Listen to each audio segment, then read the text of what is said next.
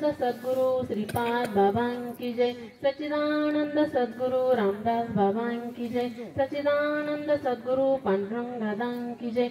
अवधूत चिंतन श्री गुरुदेव दत्त गोपाल कृष्ण भगवान की जय। स्वामी समर्थ महाराज की जय।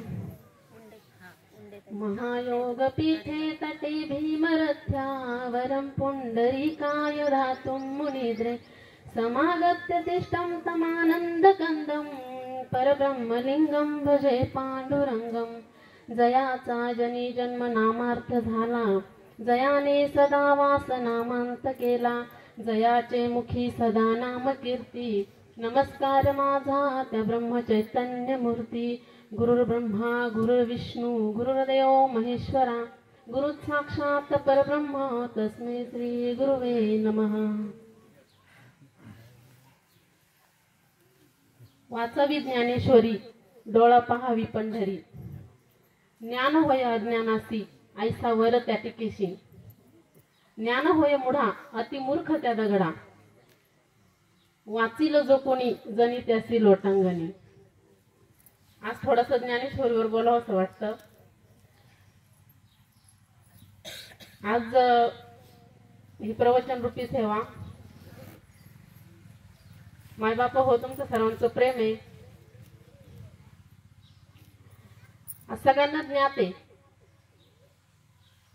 स्वामी समर्थ महाराजांचा प्रगट दिनानिमित्ताने आपला हा भव्य दिव्य हा सोहळा, त्रिदिवसीय अखंड हरिनाम सप्ताह, आणि त्या निमित्ताने माझी ही पामराची प्रवचन रूपी सेवा। तर सेवेसाठी मी संत जनाबाई महाराजांचा सुंदर असा अभंग घेतलाय। वाचवी ज्ञानेश्वरी, डोळा पहावी पंढरी। ज्ञान होय अज्ञानासी, ऐसा वर त्या टिकेशी। तर ज्ञानेश्वर महाराजांनी टीका केली, गीतेवरची टीका आहे ज्ञानेश्वरी, सर्वांना ज्ञात आहे। पण जनाबाई महाराज काय सांगतात त्या अभंगामध्ये? ज्ञानेश्वरी वाचायला सांगतात। त्या काय म्हणतात? वाचावी ज्ञानेश्वरी। आपण वाचतो का? त्यांनी सांगितलंय वाचा ज्ञानेश्वरी वाचा, पण आपण वाचतो का? मग त्यांनी सांगितलं म्हणून वाचायची का वाचायची? ज्ञानेश्वरी वाचायची, पण का वाचायची? कारण संत सांगतात म्हणून। मग संत जे सांगतात ते ऐकलं पाहिजे का? हो, कारण संत जे सांगतात, कारण संत हे आपल्या हिताचं सांगतात, नाही का? संत जे सांगतात ते आपल्या हिताचं आहे। संत जे बोलतात ते काळ्या दगडावरची पांढरी रेघ आहे, नाही का? कारण संतांनी जे संत ज्यावेळेस बोलले, त्यांच्या मुखारविंदातून जे शब्द निघाले, त्या शब्दांनी मानवी जीवनाचं नवे तर उद्धार आहे। जन जड जीव, तीन जीवांचा त्यांनी उद्धार केला, जनाचा, जडाचा आणि जीवाचा उद्धार केला संतांनी। मग त्यामुळे ऐकायचं, संतांचं ऐकलंच पाहिजे, कारण ते मानवी जीवनाचं कल्याण होतं संतांचं ऐकल्यानंतर। मग इथं सांगणारा जो अधिकार आहे, सांगणारा कोण आहे? संत आहे। संत जनाबाई महाराज सांगतात ज्ञानेश्वरी वाचा, सांगणारे संत आहे। अधिकार बघून आपल्याला दुसरं कोणी काही सांगाल, आपण ते ऐकतो, नाही का? कोण सांगणारं कोण आहे? समोर व्यक्ती कोण आहे हे महत्वाचं आहे। मग समोर जर संत आहे तर संतांचं ऐकलं पाहिजे, नाही का? मग संत जनाबाई सांगतात वाचावी ज्ञानेश्वरी, ठीक आहे, पण आपण वाचत नाही का? का नाही वाचत? कारण आपल्याला त्याचा अर्थ कळत नाही। ज्ञानेश्वरी वाचल्या, आपल्याला काही वाङ्मय वाचायचंय, त्याचा जर अर्थ कळाला तर आपल्याला त्याच्यात काय होतं? सारस्य निर्माण होतं। पुढे एक ओवी वाचली, त्याचा अर्थ कळल्यानंतर ते सारस्य निर्माण होतं, काहीतरी रस निर्माण होतो आपल्याला ते वाचण्यासाठी, म्हणून आपण पुढे वाचत चालतो। पण आपल्याला जर त्याचा अर्थच कळत नाही, मग वाचायची कशासाठी? कारण नाथ महाराज सुद्धा सांगतात ना, अर्थविन पोथी वाचू नका। ज्ञानेश्वर महाराज सांगतात अर्थविन पोथी वाचू नये, आणि जनाबाई सांगतात वाचावी ज्ञानेश्वरी। मग आता सांगणारे कोण आहे? संतच आहे। नाथ महाराज पण संत आहे, जनाबाई पण संत आहे। जर दोन्ही पण सांगतात आहे, मग आता हे काय करायचं? मग वाचायची का नाही वाचायची? ज्ञानेश्वरी वाचायची का नाही वाचायची? नाथ महाराज सांगतात अर्थ जर कळत नसेल तर वाचून काही उपयोग नाही, अर्थविन पोथी वाचू नये। आणि जनाबाई सांगतात वाचावी ज्ञानेश्वरी। तर संतांमध्ये आपल्याला समन्वय करता आला पाहिजे। संत जे सांगतात त्यांच्यामध्ये समन्वय करता आला पाहिजे। आपण काय म्हणू, ठीक आहे नाथ महाराज, आता समन्वय करायचा। जे संतांनी सांगितले ते आपण आताच बोलून गेलो की संतांनी जे सांगितले ते ऐकायला पाहिजे, कारण संतांनी जे सांगतात त्यांच्या मुखारविंदातून जो शब्द बाहेर होतो तो मानवी जीवनाचं कल्याण करतो। म्हणजे आपल्या जीवाचं कल्याण करण्यासाठी आपण संतांचं ऐकलं पाहिजे। मग नाथ महाराज सांगतात अर्थहीन पोथी वाचू नये, हेही 100% खरे. आणि जनाबाई सांगतात की वाचावी ज्ञानेश्वरी, मग हे पण वाचली पाहिजे, हेही 100% खरे. ठीक आहे. मग आता हे दोन संत असतील, ठीक आहे, यांच्यामध्ये काहीतरी कालांतराने बदल झाला असेल म्हणून नाथ महाराजांनी असं सांगितलं. कारण जनाबाई खूप आधीच्या होत्या, नाथ महाराज 150 वर्षानंतरचे होते नाही का. मग यांच्यामध्ये कालांतराने जसा निसर्ग बदलतो, नद्या बदलतात, नद्या बदलताना बघितल्या आपण नाही का. कारण नदीचं पात्र काही काळानंतर खूप वाढतं किंवा कमी होतं. जास्त जर एखाद्या वेळेस जास्त खूपच पाऊस आला, खूपच पूर आला तर नदीचं पात्र वाढलं जातं. मग आपण काय म्हणतो, ही नदी खूप छोटी होती, पण कालांतराने काही वर्षानंतर जर आपण बघितलं तर नदीचं पात्र आपल्याला वाढलेलं दिसतं. निसर्ग सुद्धा बदलतो, काही झाडं झुडपं बदलतात, कधी हे झाड हिरवं होतं, कधी आपल्याला वाढलेलं दिसतं. पाऊस सुद्धा आता उन्हाळ्यात सुद्धा पाऊस पडायला लागला, म्हणजे निसर्गामध्ये सुद्धा बदल होतो. तसं मग आपण म्हणायचं का संत सुद्धा बदलले, संतांच्या बोलण्यात सुद्धा बदल झाला असं म्हणता येईल का आपल्याला? नाही, नाही म्हणता येणार. कारण नदी किती बदलली, नदी छोटी झाली किंवा मोठी झाली. डोंगर काही दिवसांनी आपल्याला खूप मोठे डोंगर होते, पण काही दिवसांनी ते छोटे झालेले दिसतं की नाही, डोंगर छोटे झालेले दिसतात. निसर्गामध्ये बदल होतो. मग संतांमध्ये कालांतराने काहीतरी बदल झाला असेल म्हणून ते सांगतात की जनाबाईंनी सांगितलं वाचावी ज्ञानेश्वरी, पण नंतर नाथ महाराज सांगतात की अर्थहीन पोथी वाचू नये. याच्या काळामध्ये काहीतरी बदल झाला असेल असं आपल्याला वाटतं नाही का. ठीक आहे, हे दोन संत होते, त्यांच्या ह्याच्यामध्ये बदल झाला असेल, ठीक आहे. पण तुकाराम महाराज सुद्धा एका ठिकाणी सांगतात बरं का, तुका म्हणे येथे न चले तातडी म्हणतात तुकाराम महाराज. आणि तेच तुकाराम महाराज दुसऱ्या ठिकाणी सांगतात करावी तातडी परमार्थाची. मग आता काय याच्यामध्ये काय करायचं? आता हे तरी दोन संत वेगळे, जनाबाई एक आहे, नाथ महाराज एक आहे, संत दोन आहे.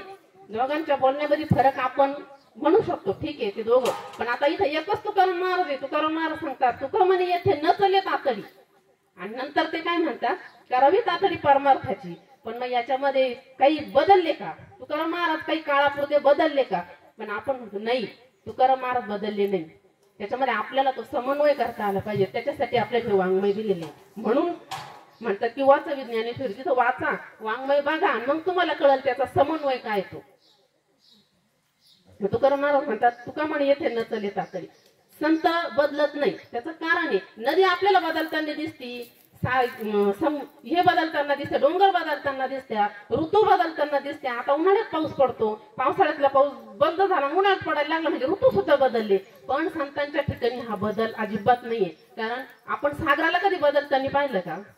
महासागर आहे, त्याला किती पाऊस येऊ द्या तरी तो त्याला पूर येत नाही, किंवा पाऊस आला नाही 100 वर्ष तरी तो आटणार नाही. असे महासागर, असे ज्ञानाचा सागर सखा माझा ज्ञानेश्वर, असे महासागर, असे संत हे कधीच बदलत नाही. महासागराची उपमा संतांना दिलेली, हे कधीच बदलत नाही. तुकाराम महाराज का म्हटले मग असं, तुका म्हणे येथे करावी तातडी, पण त्यांनी काय सांगितलं तुम्ही परमार्थात येण्याची तातडी करा, परमार्थ येण्याची धावपळ करा, तुम्ही परमार्थात येण्याची तातडी करा. आणि ज्या वेळेस तुका म्हणे येथे न चले तातडी, इथे तातडी कुठं नाही चालत, मग परमार्थात येण्याची तातडी करा. पण परमार्थात आल्यानंतर ज्यावेळेस तुम्ही परमार्थात याल ना, त्यावेळेस तुका म्हणे येथे न चले तातडी, मग मात्र तातडी करू नका. मग नाम मात्र एकदम हळूहळू हळूहळू घ्या.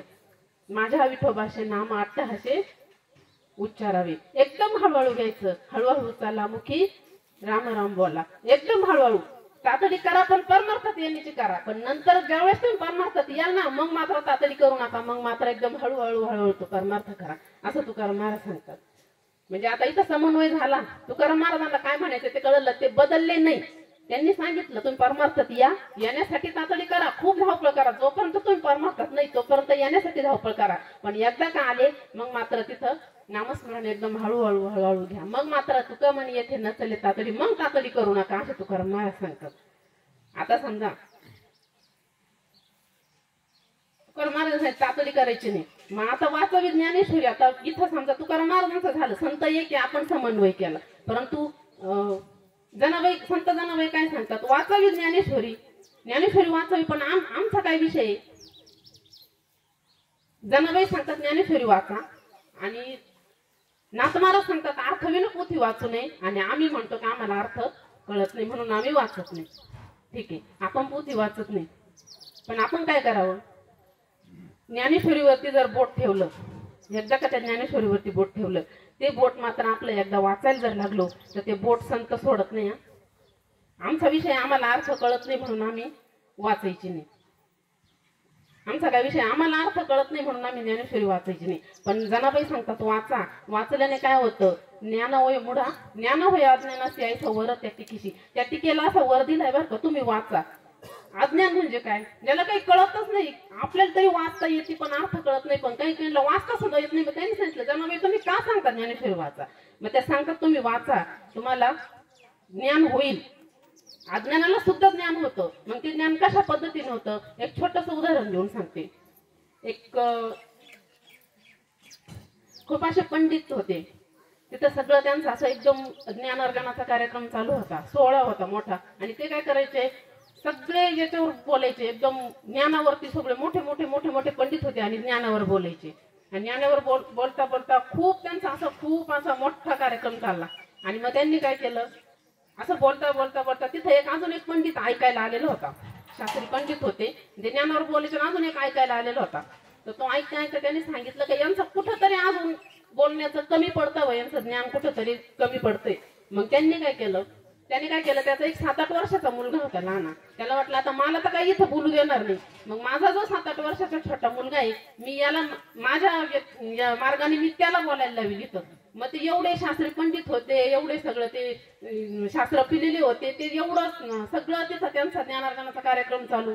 आणि हा गेला तिथं, हा काय म्हणे अरे माझ्या मुलाला 5 मिनिटं तरी बोलायला वेळ द्या. तर म्हणे अहो इथं एवढे ज्ञानी आहे सगळे, तुमचा 7-8 वर्षाचा मुलगा इथं काय बोलणार म्हणे. नाही म्हणे तुम्ही काहीतरी 5-10 मिनिटं तरी तुम्हाला द्यावीच लागतील म्हणे बोलायला, 5 मिनिटं फक्त बोलेल. तो काय कबूल होईना. तो म्हणे नाही मी बोलू द्या ना, आम्ही बोलू देणार नाही, कारण इथं सगळे ज्ञानी आहे, तुझा 8 वर्षाचा मुलगा इथं काय बोलणार आहे. त्याने सांगितलं नाही म्हणे, त्याने हात जोडले, मला थोडं का होत नाही, तुम्हाला इथं बोलू द्यावंच लागल, 5 मिनिटं माझ्या मुलाला बोलू द्या. त्यांना असं वाटलं अरे आपला कार्यक्रमाचा आता समारोप येऊ द्या. आणि एवढं सगळे ज्ञानी एवढं ज्ञानार्जन केलं यांनी. आणि आता हा 8 वर्षाचा मुलगा इथं काय बोलणार आहे. तरी पण त्याच्या आत्महासाने त्याला दिली परवानगी, ठीक आहे म्हणे उद्या ये म्हणे तू आणि तुझा 5 वर्षाचा मुलगा काय असेल तर 5 मिनिटं काय बोलायचे ते बोलू दे. मग त्याने सांगितलं ठीक आहे म्हणे. हो.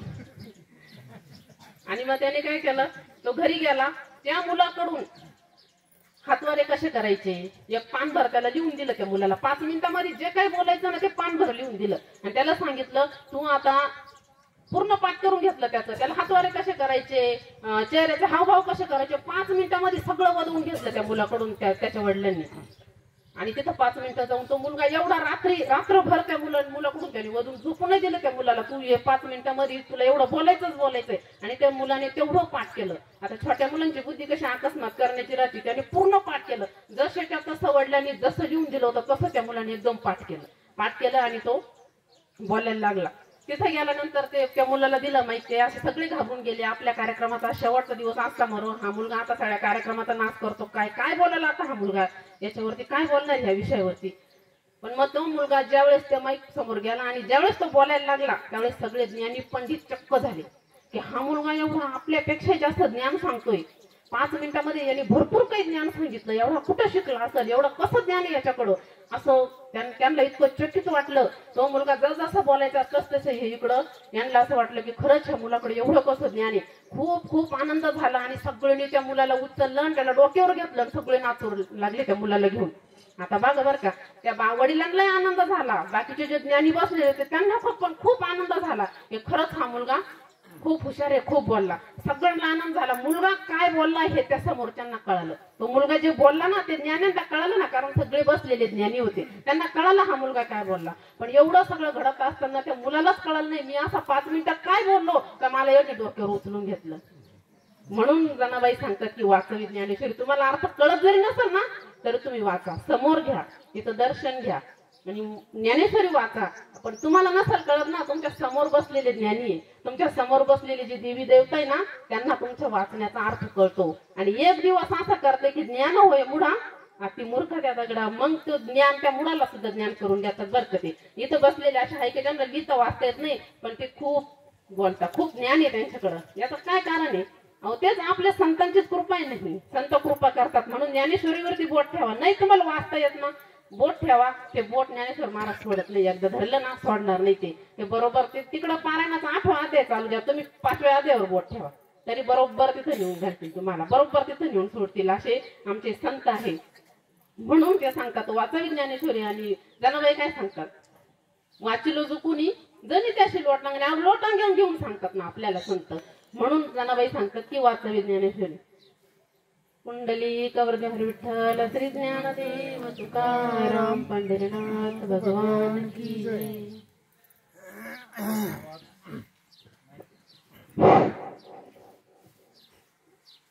मीनाताई चव्हाण सुरेगाव ज्ञानेश्वरीवर फारच प्रेम, हाताने ज्ञानेश्वरी लिहू राहिले त्या. पूर्ण ज्ञानेश्वरी हाताने लिहिणारे ते चालू आहे त्यांच्यावालं काम, अभ्यास चांगला चालू आहे. थोडं वेळेचं बंधन आहे आज. धन्यवाद. अशीच तुमची उत्तरोत्तर प्रगती व्हावी, तुमच्यावर कृपा व्हावी, समर्थांची कृपा व्हावी.